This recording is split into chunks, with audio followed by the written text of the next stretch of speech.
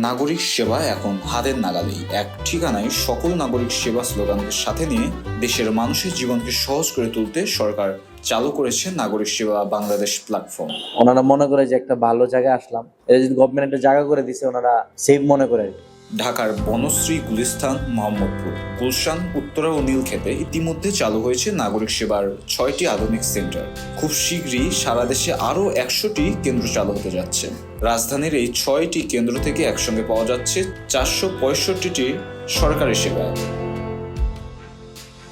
ভূমি সেবা, voter ID card, জন্ম মৃত্যু নিবন্ধন, পাসপোর্ট সেবা, বিআরটিএ, বিভিন্ন ভাতার আবেদন সহ আরও বহু গুরুত্বপূর্ণ সরকারি সেবা।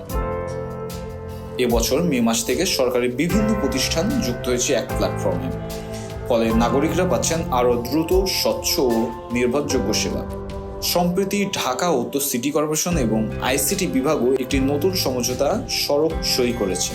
এর ফলে ডিএনসিসির হোল্ডিং ট্যাক্স ও ট্রেড লাইসেন্স সেবাও যোগ হচ্ছে নাগরিক সেবা প্ল্যাটফর্মে। এই উদ্যোগ নগরবাসীর জীবনকে করবে আরও দ্রুত, কার্যকর ও স্বচ্ছ।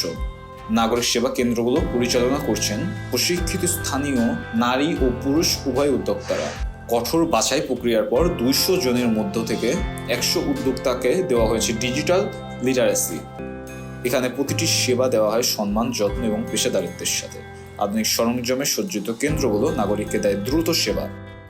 আমাদের যে কিছু মেশিনারিজ আসবে, আবার পাসপোর্টের জন্য আবেদন করতে পারতেছি। সারাদিনে ৭ জন আসছে, সেবা দিতে পারছি। একটা জন্ম নিবন্ধন থেকে আমরা একটা ফি নেই, ছোট্টখাটো ২০০ টাকা সর্বনিম্ন একটা ফি নেই। ওনারা মনে করে যে একটা ভালো জায়গায় আসলাম, কারণ হচ্ছে দোকান বলেন অথবা বাইরে কোনো অনলাইনের মাধ্যমে হইলেন তারা হয়তো নির্ভরযোগ্য জায়গা পায় না। এটা যদি গভর্নমেন্ট একটা জায়গা করে দিছে, ওনারা নির্ভরযোগ্য জায়গা মনে করে, ওনারা সবকিছু তথ্য দিতে স্যাটিসফাইড মনে করে আর কি, নিজেরা সেভ মনে করে। সংশ্লিষ্টরা মনে করেন নাগরিক সেবা কেন্দ্র শুধু একটি সেবা পয়েন্ট নয়, এটি মর্যাদা, প্রবেশাধিকার ও সামাজিক ক্ষমতায়নের একটি নতুন মডেল। মুগ্ধ, লাল সবুজ প্রকাশ, নিউজ ডেস্ক।